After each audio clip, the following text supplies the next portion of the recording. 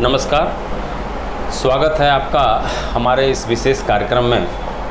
दर्शकों, जैसा कि हम सभी जानते हैं कि अधिवक्ता समाज की रीढ़ होता है। जब न्याय के सारे दरवाजे बंद हो जाते हैं तो व्यक्ति अधिवक्ता के पास आता है और अधिवक्ता उस अन्याय के खिलाफ लड़ाई लड़ता है न्याय प्राप्त करने के लिए। मैं वरिष्ठ अधिवक्ताओं से लगातार ये जानने का प्रयास कर रहा हूँ कि उन्होंने अपने जीवन में किस तरह से कितना संघर्ष करके जो मुकाम हासिल किया, उससे किस तरह से आज की युवा पीढ़ी प्रेरित होगी, इसी को लेकर के हम लगातार वरिष्ठ अधिवक्ता जन से बात कर रहे हैं।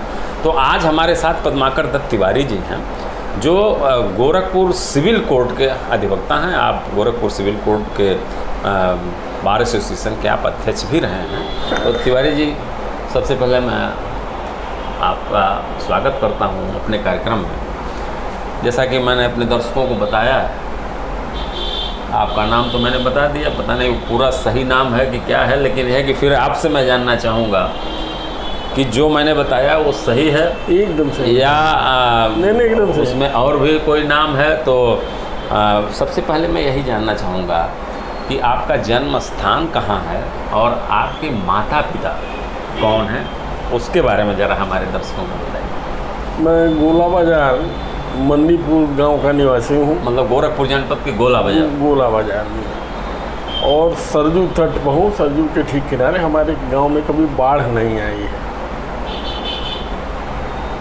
मेरे पिताजी की शिक्षा काशी हिंदू विश्वविद्यालय में हुई। क्या नाम था पिताजी का? पंडित रमाशंकर तिवारी।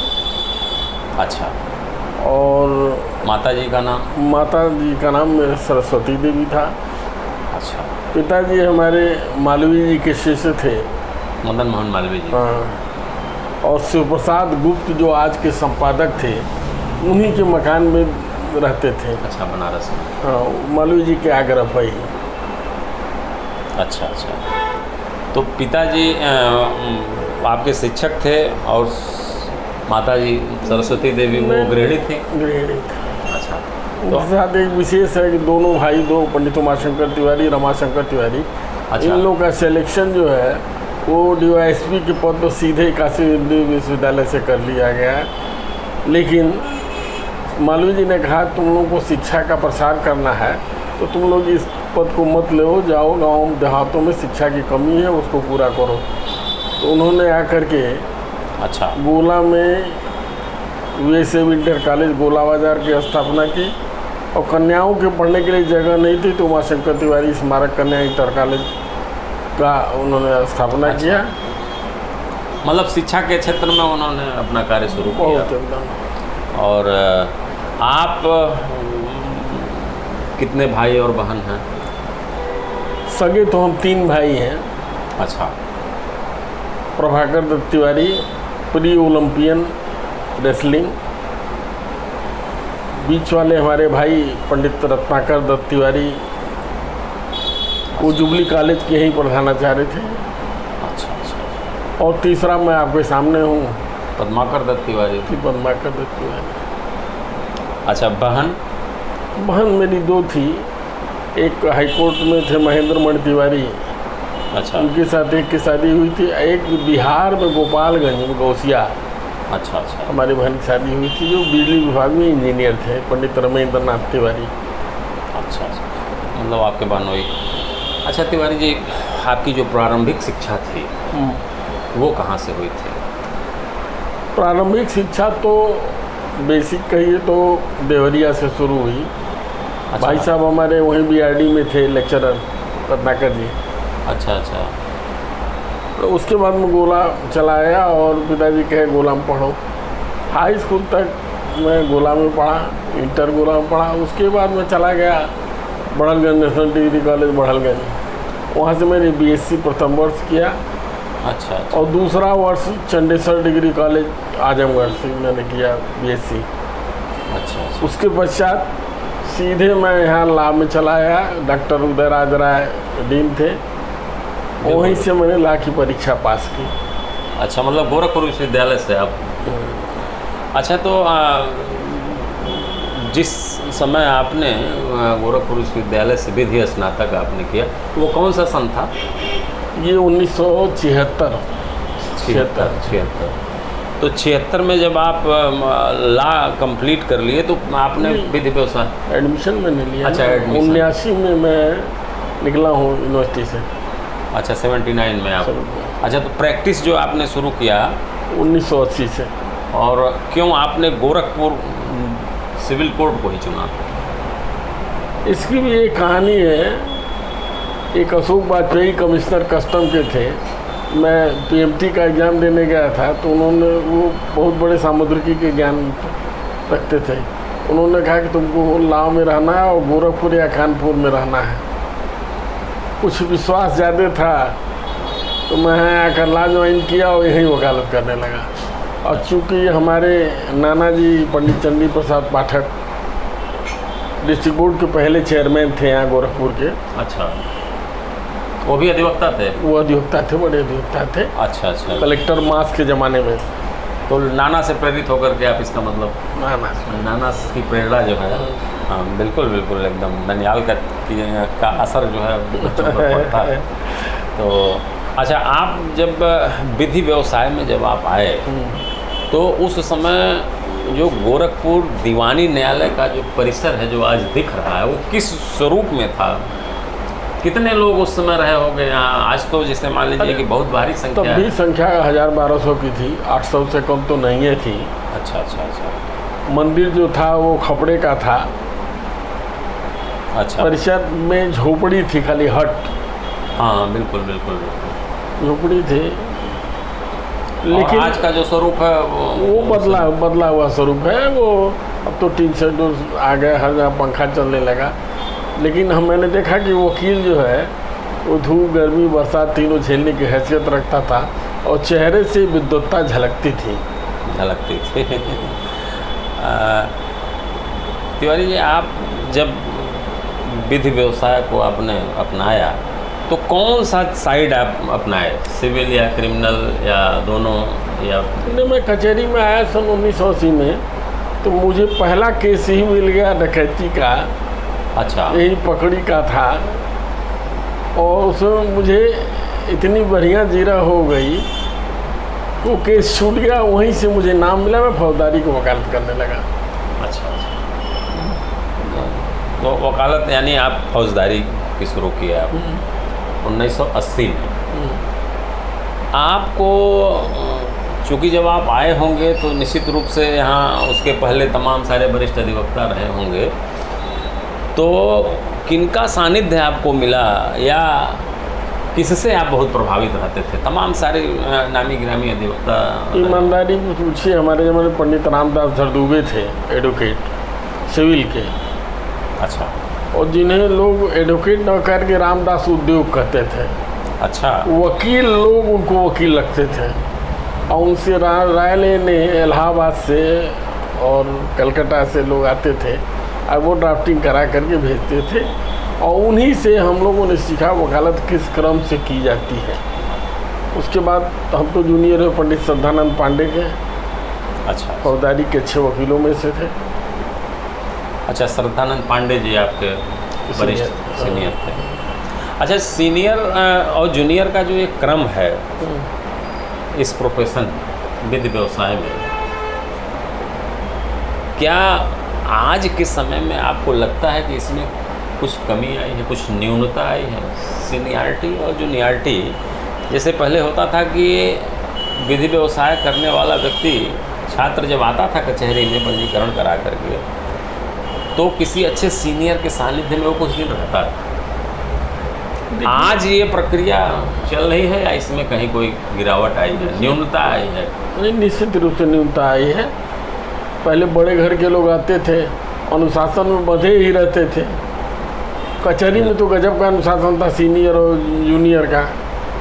कोर्ट में भी ऐसा नहीं है कि लोग हल्ला मचाते चले जाए, बहुत अनुशासन था। लेकिन अधिवक्ताओं में एक वो चार्म था और इतनी थी कि जजेज भी अधिवक्ताओं से सीखते थे। एक और अधिवक्ता बड़ा बेवाक बोलते थे। एक कहानी मैं आपको सुना दूँ।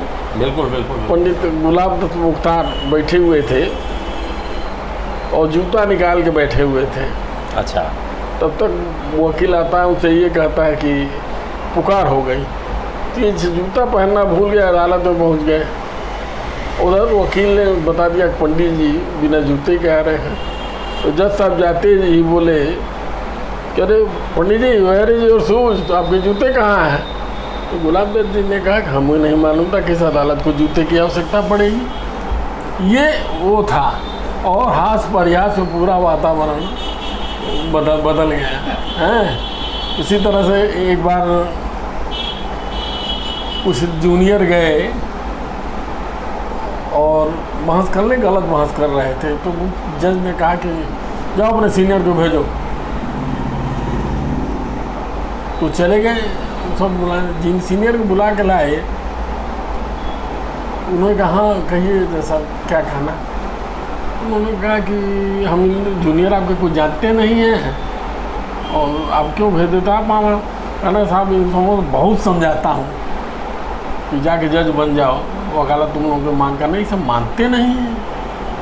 ये निर्भीकता अधिवक्ताओं में थी जो आज शायद दिखाई नहीं दे रही है।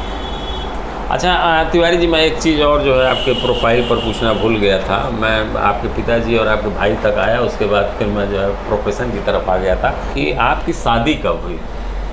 मेरी शादी हुई है सन 79 में। अच्छा, 79 में, यानी जब हमारा कंप्लीट है। यहाँ के प्रसिद्ध अधिवक्ता थे डीजीसी सिविल, डीजीसी रेवेन्यू पंडित सरजू प्रसाद पांडे, एक बगल में गोपलापुर गांव है। बिल्कुल बिल्कुल। वहाँ मेरी शादी हुई थी।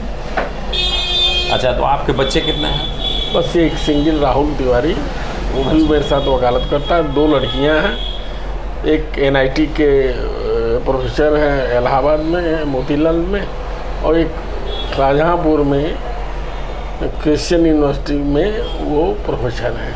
अच्छा अच्छा, मेरा जानने का यही मतलब था कि जो आपकी आने वाली पीढ़ी है वो भी वकालत में है। आपने बता दिया हाँ। हमारे सवाल से पहले कि आपके एक लड़के हैं और वो भी वकालत में है। अब मैं थोड़ा सा ये जानना चाहूँगा कि विधि के क्षेत्र में जो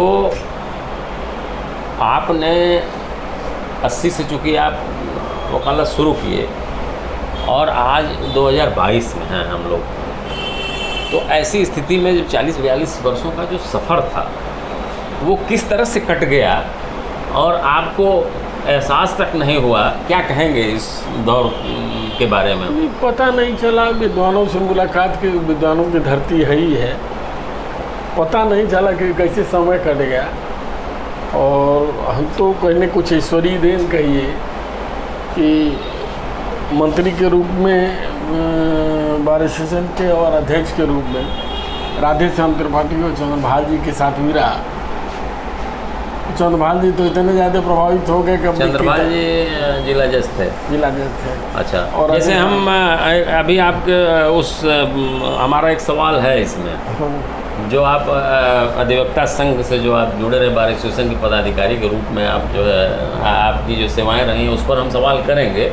ठीक है, आपने बताया, लेकिन इन 42 वर्षों का जो सफ़र है इसमें की कोई खट्टी मीठी यादें अगर हो तो ज़रा सा हमारे दर्शकों को आप बताइए। बस एक लाइन में कह सकता हूँ कि आज के अधिवक्ताओं को अनुशासन मेंटेन करना चाहिए। पहले हमारे बार एसोसिएशन में जो बैठक होती थी वो किसी विधानसभा और पार्लियामेंट से ज़्यादा अच्छी चलती थी। एक बार तो हमारे और गणेश चतुर्थी दिन ठन गई और 7 दिन मीटिंग चली, लेकिन बड़ी क्रमबद्ध बहस होती थी। 7वें दिन गणेश जी ने कहा कि भाई हालांकि आप लोग जूनियर हो, अपनी जिद पढ़े हो, लेकिन तुम्हारी बात मानी जाएगी, यह प्रस्ताव में न्यायाधीश को भेजूंगा। तो वरिष्ठ भी सीनियर जूनियर का सम्मान रखते थे और जूनियर तो बहुत ही ख्याल करते थे ये कि बहुत से जूनियर हटते नहीं पीछे थे। आज वो चीज़ दिखाई नहीं देती है। आज तो उस चीज़ को मैं न कहूँ तो अच्छा रहेगा। बिल्कुल नहीं। तिवारी जी, एक चीज़ और मैं जानना चाहूँगा कि आपने बताया एक पहलू, हमारा इशारा हम ये जानना चाह रहे हैं कि जैसे इन 42 वर्षों में आपने जो न्याय की लड़ाई लड़ी, ये मैं उसमें बड़ा अच्छा जो क्वेश्चन। न्याय की आप लड़ाई, क्योंकि अधिवक्ता जब समाज के उस जैसे अंतिम पायदान पर खड़े हुए व्यक्ति की आस होता है, उम्मीद होता है, उस उम्मीद पर जब अधिवक्ता खड़ा उतरता है तो अपना जो उसका मुवक्किल होता है, जो पीड़ित है, जो याची है, उसको न्याय दिलाता है, उसके साथ तो न्याय होता है, वो सुकून जो महसूस करता है, उसके बारे में मैं चाहता हूँ कि आपको कितना सुकून मिला जो है इस न्याय। ईमानदारी ये है कि अधिवक्ता की मेहनत तो उसका सुकून है। बिल्कुल। मैं आर्यन आर्या से प्रभावित था। मैं शाम को 9 बजे चला जाता, 3 बजे रात तक उनकी लाइब्रेरी में रहता था, सारे केसेस में उनसे समझता था। 600 रुपया फीस में देता था उनको। अच्छा। और एक एक चीज़ से सीख करके मैं आकर के हम वकालत करता था। वकालत में मैं जम गया, उससे बड़ा सुकून मिला। हमको एक परेशानी ज़रूर मालूम हुई जब हम आए उसमें, तो बार एसोसिएशन में लेटरिन नहीं थी, लाइब्रेरी अच्छा, bar association, civil court bar association का आप चुनाव लड़े, अधिवक्ताओं के हितों की लड़ाई आप लगातार लड़ते रहे, तो पहली बार आप किस पद पर आसीन हुए थे? मैं बार सिविल कोर्ट का मंत्री हुआ, सेक्रेटरी। अच्छा, किस सन में? ये आप अध्यक्ष भी थे? अध्यक्ष भी थे। 94-95 तो मैं अध्यक्ष रहा। अच्छा, उसके पहले मैं मंत्री 5 साल पहले रहा। अच्छा। हाँ। तो इस दरमियान के जो आपके कार्य हैं, जो बार एसोसिएशन के पदाधिकारी के रूप में, चाहे आप महामंत्री के रूप में, चाहे आप अध्यक्ष के रूप में, उसमें आपने उसकी उपलब्धियों के बारे में जरा हमको आप बताइए। हम अपनी वेदना आपको बताना चाहते हैं कि हम अधिवक्ताओं के समय में अधिवक्ता जी से मर जाता था तो उसके परिवार कोई पूछने वाला नहीं रहता था। बिल्कुल। अधिवक्ताओं के यहाँ बैठने की व्यवस्था नहीं सही थी। बार स्टेशन में गुंडे ही बहुत थे, तो वहाँ की व्यवस्था किया, मेंटेन किया, लैट्रिन रूम बनवाया, लाइब्रेरी बनवाया, हॉल बढ़वाया, ये सब जैसे गुंडई के खिलाफ तो अधिवक्ता खड़ा होता है, तो वही बता रहा तो हूँ। वह गुंडई से कहाँ से जो है प्रभावित था बार उसके एसोसिएशन? हमारे मसूदन जी उसको बता चुके हैं कि हम सब कराए हैं, लेकिन वो बीच का कमरा जो हाल तोड़ करके अच्छा। बढ़वाया गया, गुंडई का केंद्र था, तो उसको तोड़वा करके मैंने ही बनवाया था। लेकिन चूँकि बड़े लोग दूसरे के का श्रेय लिया करते हैं, उन लोगों ने भी लिया। बहरहाल हमारी वेदना ये थी कि अधिवक्ताओं के जीवन काल के बाद उनके परिवारों को देखने वाला कोई नहीं था। तो मैंने एक आवाज़ उठाई कि सीआरपीसी में हम लोग कोर्ट के अधिकारी हैं, ऑफिसर साहब दी कोर्ट, ऑफिसर साहब दी कोर्ट, और सरकारी कर्मचारी को पेंशन और वो मिलती है भविष्य निधि, तो हम लोगों को क्यों नहीं दी जा रही है, जबकि ये संविधान जब बना तभी से ये निर्णय ले लिया गया था। और आज तक सारे अधिवक्ता मौन रहे, और जो चुन के गए वो और मौन रहे। हमको लगता है उन्हें संविधान का ज्ञान ही नहीं है। आज भी जो सत्ता में है ये नहीं बता सकते कि राष्ट्र का उद्भव कैसे हुआ, राष्ट्र पहली बार आया कहाँ से। बिल्कुल बिल्कुल बिल्कुल है। उसके बाद यही उद्देश्य है तिवारी जी हमारा, कि कम से कम आने वाली पीढ़ी ये समझ सके कि हमारे जो वरिष्ठतम अधिवक्ता हैं वो किस तरह से जो है कितना अध्ययन करते थे और कितना ज्ञान था उनके पास, और उससे प्रेरणा लेकर के हमको भी अपने जीवन में आगे बढ़ना चाहिए। यही उद्देश्य हमारा है इसका। हमारी समझ से जो नए लड़के आ रहे हैं उन्हें बार में एक अलग क्लास लगाना चाहिए, और 3 महीने की ट्रेनिंग दे करके उनको बताया जाए कि हम कैसे रहते हैं, हमारा अनुशासन कैसा रहता, और हम देश की संविधान की रीढ़ हैं, हमें कौन सा संदेश इस राष्ट्र को देना है और राष्ट्र का निर्माण हो सके। ये हमारी उपलब्धि और सोच होगी जहां हम असफल हैं अभी। तो आप एज ए वरिष्ठ अधिवक्ता और आप पूर्व पदाधिकारी होने के नाते आप इस दिशा में आपने कितना कार्य किया? वो वही मैं बताना चाहता था, बहुत बढ़िया क्वेश्चन आपने किया। मैंने बार बार, वो सूरज बाबू सिन्हा थे बार एसोसिएशन ऑफ इंडिया के प्रेसिडेंट, उन्होंने इंडिया के उन्होंने एक प्रस्ताव पारित किया कि अधिवक्ताओं को पेंशन मिलनी चाहिए, और उनका पेंशन का आधा पेंशन उनके न रहने के बाद उनकी पत्नी को दिया जाना चाहिए। उस पर मैंने शुरू किया। अच्छा। और ये आंदोलन बढ़ाते हुए हमारे पास मसूद जी आ गए, उनको मैंने दिया। कि ये प्रस्ताव ऑल इंडिया बार एसोसिएशन का है, बार काउंसिल का है, इसको आप लागू करिए। लेकिन इस विषय पर वो मौन रह जाते हैं। हम जानते हैं हमारी बार काउंसिल पूर्ण रूप से असफल रही है। जब मूल समस्या जहाँ से हम चले थे कि हमारी लाइफ के बाद हमारे परिवार का क्या होगा, वो सॉल्व नहीं है। जबकि सरकारी निधि में हमारे परिवारों का क्या होगा, उनके लिए भविष्य निधि है, पेंशन है, टीए है, डीए है, और हम लोग राष्ट्र निर्माण की सोच रखते हुए भी अपने जीवन, परिवारों के जीवन को सही रूप नहीं दे सकते हैं। यानी कुल मिलाकर के कि अधिवक्ता ऑफिसर्स ऑफ द कोर्ट कहा जाता है ज़रूर, लेकिन उसके साथ भेदभाव होता है। इस दृष्टि से हम समझते हैं भारत का संविधान हार रहा है। संविधान निर्माताओं ने जब ये मंशा रखी थी तो बेकार तो रखी नहीं होगी।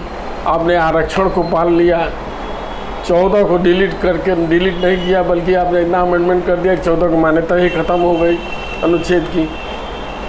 तो संविधान कहीं न कहीं अनुत्तरित है। और मैं नानी पालकी वाला जो एडवोकेट थे सुप्रीम कोर्ट में, उनकी उस किताब से संतुष्ट हूँ। डिफेस्ड कॉन्स्टिट्यूशन, संविधान जो है इसका चेहरा विकृत होता जा रहा है, इसमें सुधार की आवश्यकता है और नई संविधान सभा बैठानी चाहिए। बिल्कुल बिल्कुल। तो इसमें अधिवक्ता अपनी महत्वपूर्ण भूमिका का निर्वहन कर सकता है। एक चीज़ और मैं आपके उस अधिवक्ता हितों की लड़ाई लड़ने का जो आपके अंदर जज्बा था, वो जज्बा आज क्यों शिथिल है, इसके बारे में जानना चाहेंगे। कुछ अपने स्वार्थ कारणों से, स्वास्थ्य कारणों से, ये शुगर और हार्ट का जज्बा नहीं कहें, जज्बा तो अब भी है, मैं कुछ भी कर सकता हूँ, ये ताकत मेरे पास है। शारीरिक कुछ ऐसी परेशानी। लेकिन अभी हमारे बार एसोसिएशन सार्थक प्रश्नों पर बहस करती ही नहीं है। अध्यक्ष मंत्री होना उनकी न सोच नहीं है। बिल्कुल बिल्कुल। हाँ, सार्थक प्रश्नों पर नहीं, इस पर तो लड़ाई ऑल इंडिया पर लड़ी जा सकती है। हमारी बार काउंसिल लड़ सकती है, लेकिन कहीं नहीं।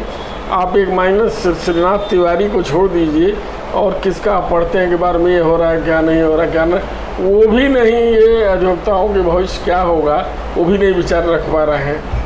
तो हमको बार काउंसिल का गठन जो है वो सोच समझ करके करना होगा, जो हमारी लड़ाई लड़ सकते हैं। क्योंकि किसी भी आंदोलन में एक गॉडफादर या उस संस्था के अध्यक्ष का होना आवश्यक है। तो बार एसोसिएशंस जो है ज़िले की, वो अधिवक्ताओं के कल्याण के लिए किस तरह से कारगर साबित हो रही हैं, क्या कहेंगे आप? कारगर साबित हो रही है? गोरखपुर में सवाल है, मैं बाबू वीरेंद्र बहादुर खरे और राम प्रकाश पांडे जी ने अधिवक्ता कल्याण कोष की स्थापना की और ये सोच के किया कि आने वाले वर्षों में इस कोष से हम अधिवक्ताओं को पेंशन दे लेंगे और उनके परिवारों को भी हम लोग दे लेंगे, उनकी पत्नी को कम से कम तो दे ही देंगे। लेकिन उस पैसे का इतना दुरुपयोग यहाँ हुआ कि कोई हाइड्रोसील के ऑपरेशन के लिए ले रहा है पैसा, कि वहाँ के ऑपरेशन के लिए ले रहा है, तो जो उसका मूल उद्देश्य था वो विकृत हो गया। आज बार को एक ऐसे अध्यक्ष की आवश्यकता है जो उसको लागू कर सके। हम बहुत शुरू सक्षम हैं कि अपने अधिवक्ताओं को कम से कम 10,000 पेंशन और उनके न रहने के बाद 5,000 रुपया उनकी पत्नी को पेंशन दे सकते हैं। ये स्वतः हमारी ताकत है, सरकार की ताकत नहीं स्वयं की। और लड़ाई लड़ी जाए तो सरकार को भी देने के लिए मजबूर होना पड़ेगा।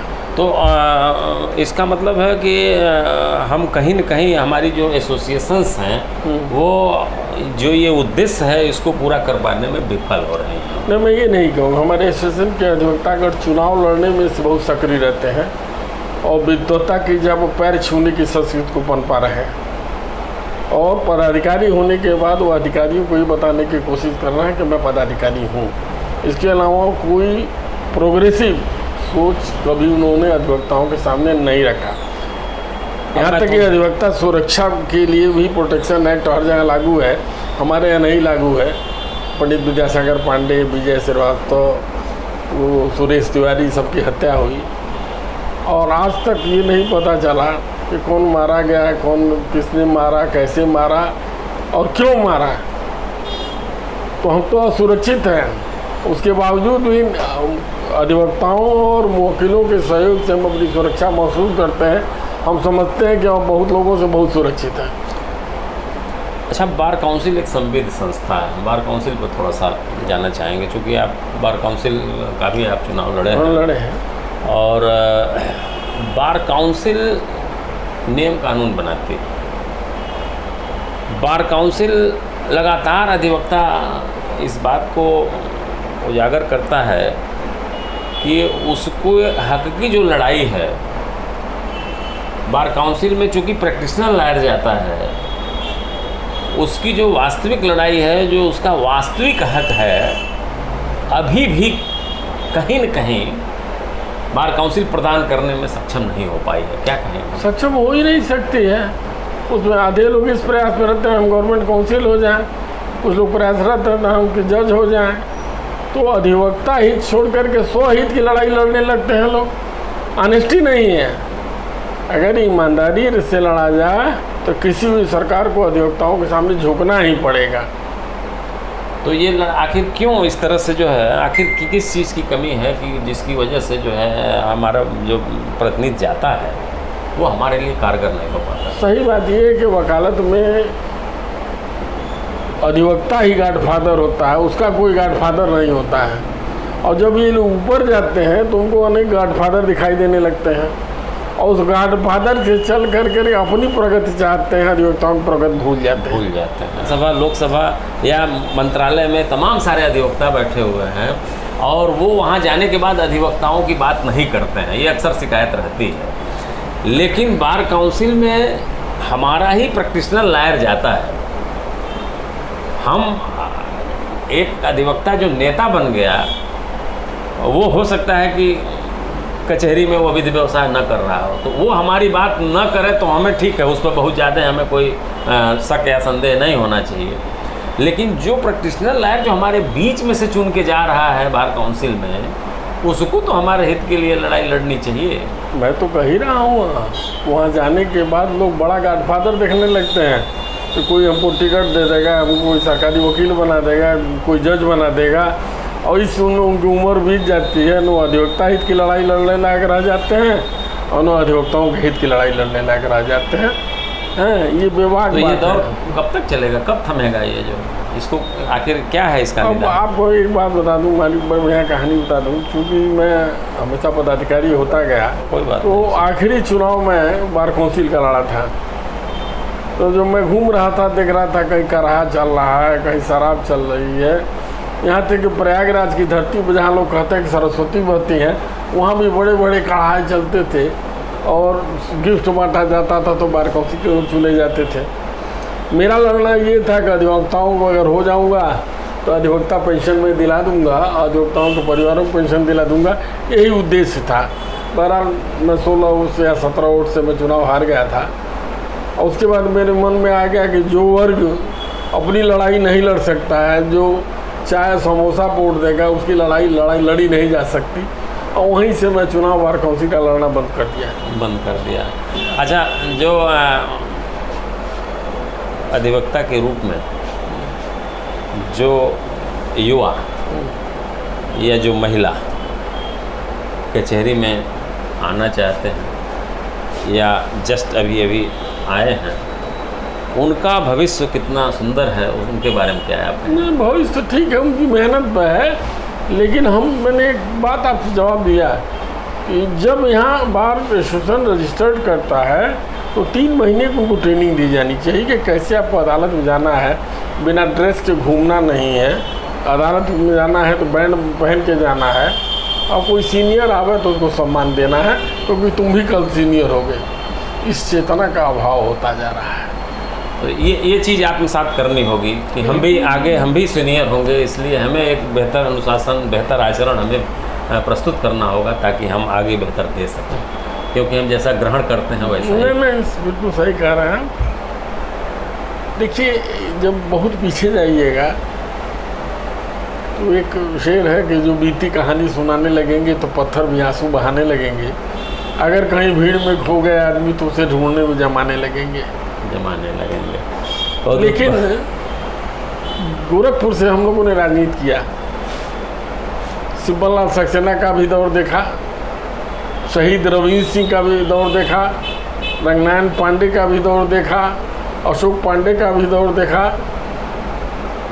आज जो छात्र राजनीति बंद हो गई है तो जो लोग जा रहे हैं जनप्रतिनिधि बनकर के उनके पास कोई ट्रेनिंग नहीं है, और यही कारण है कि जनतांत्रिक मुद्दों पर बहुत विधानसभाओं और संसद में नहीं हो पा रही है। बिल्कुल बिल्कुल, कहीं न कहीं आप सोचिए, गोरखपुर में नागरी पचारणी सभा का ऑफिस था जिसमें वो झंकार टाकीज के सामने था, वो ऑफिस गायब।